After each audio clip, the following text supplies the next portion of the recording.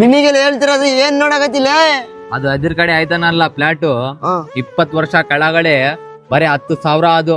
ನಮ್ಮ ಅಪ್ಪ 20 ವರ್ಷ ಕೆಳಗಡೆ ಅದು ತಗೊಂಡಿದ್ರೆ ಫುಲ್ ಸೌಕರ್ ಆಗ್ಬಿಟ್ಟಿತ್ತು. ಇವಾಗ 5 ಕೋಟಿ ಐತೆ ಅದ್ರದ್ದು ರೇಟ್. ಫುಲ್ಲು ಸೌಕರ್ ಆಗ್ಬಿಡ್ತಿತ್ತು ನಮ್ಮ ಅಪ್ಪ ಏನಂತ ತಗೊಂಡಿದ್ರೆ. ಇವಾಗ ಅದೂನ ಕರೆಕ್ಟ್ ಬಿಡ್ಲೆ. ನಮ್ ಫ್ರೆಂಡ್ಸ್ ಎಲ್ಲ ರಿಚ್ಲೆ, ದೊಡ್ಡ ಗಾಡಿ, ದೊಡ್ಡ ಕಾರು, ದೊಡ್ಡ ಮನೆ, ಫುಲ್ಲು ರಿಚ್ ಇದಾರ್ಲೆ.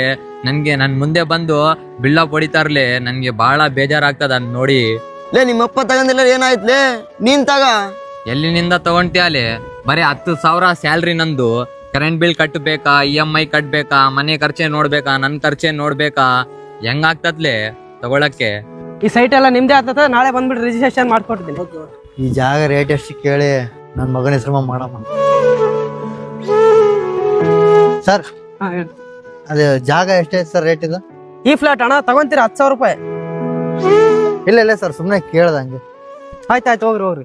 ನಮ್ಮಪ್ಪ ವೇಸ್ಟ್ಲೆ ಏನ್ ತಗೊಂಡಿಲ್ಲ, ಏನ್ ನನ್ಗೋಸ್ಕರ ಮಾಡಿಲ್ಲ. ವೇಸ್ಟ್. 10,000 ರೂಪಾಯಿ ಅಂತ ಜಾಗ ಅದು ಹೆಂಗೆ ತಗೋಬೇಕಪ್ಪ? ತಿಂಗಳೆಲ್ಲ ಕಷ್ಟ ಬಿದ್ರೆ ಬರೀ 50 ರೂಪಾಯಿ ಬರ್ತದೆ ನನಗೆ ಸಂಬಳ. ಅದ್ರಾಗ ಮನೆ ಖರ್ಚು, ಹಾಸ್ಪಿಟ್ಲ್ ಖರ್ಚು, ಮಕ್ಳಿಗೆ ಶಾಲೆಗೆ ಓದಿಸ್ಬೇಕು, ಇದ್ರಾಗೆ ಆಗ್ಬಿಡ್ತೈತೆಲ್ಲ. ಹೆಂಗೆ ತಗೊಂತಿ? ಸಾಲ ಮಾಡಿ ತಗೊಂಬಿಟ್ರೆ ಆಮಾಗ ಗುಣ ಕೇಳ್ದಂಗೆ ರೋಡಿಗೆ ಬರ್ಬೋಗದ ನಮ್ಮ ಕುಟುಂಬ ಎಲ್ಲ. ಭಾಳ ದೇವ್ರ ಹಂಗೆ ನಡ್ಸೋ ಜೀವನ.